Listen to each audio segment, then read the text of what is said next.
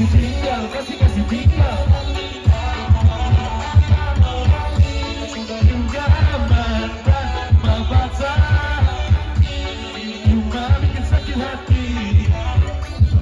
Coblosan pada tanggal 27 November nanti, tapi kita coba hari ini di Taman Langsat. Oke? Kita minta bantuannya, boleh yang paling kiri. Bentar Om. Nah, yang nyoblos. Kadeka yang nyoblos. Kadeka nyoblos. Nyoblos. Oh, itu ya. Awas pelan-pelan nyoblosnya. Lihat. Nanti kalau dilihat kira-kira nyoblosnya yang mana ya teman-teman ya? Ya udah langsung pikirnya kali. Nah, kita masukin ya. 3. Capres. Amin. Luar biasa. Terima kasih teman-teman. Nanti jangan lupa 27 November, jangan lupa untuk datang ke tempat pemilihan dan langsung colok nomor 3. Kita foto bareng dulu.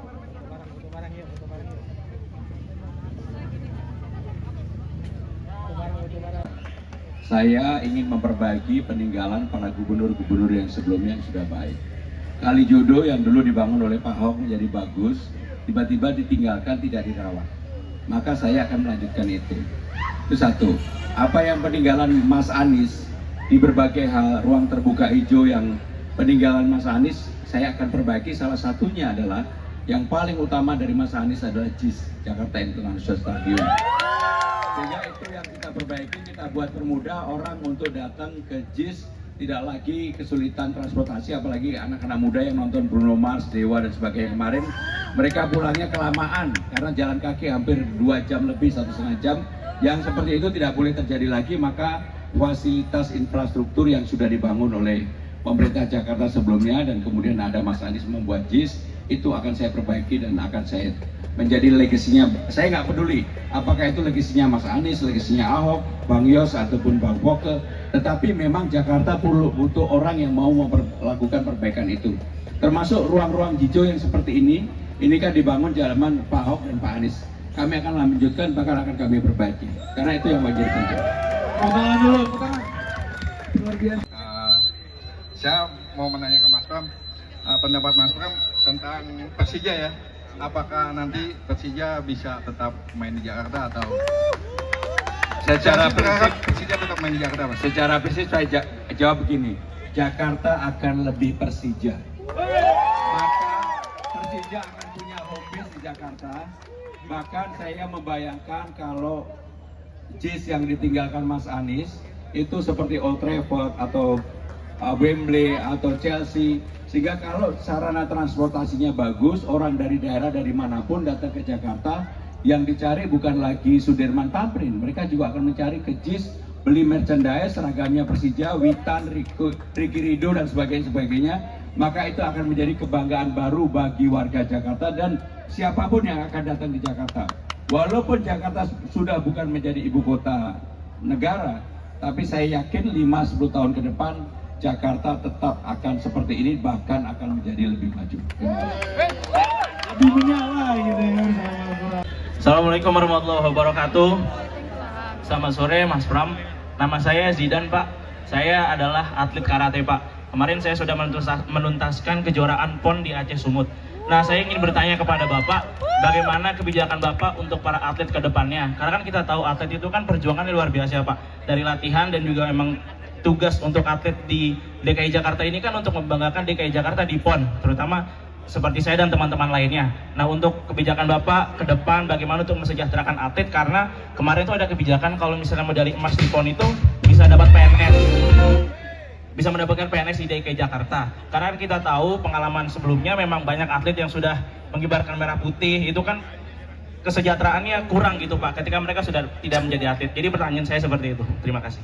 Nama Zidane pasti berasal dari Zinedine Zidane, pemain Perancis yang menjadi legenda.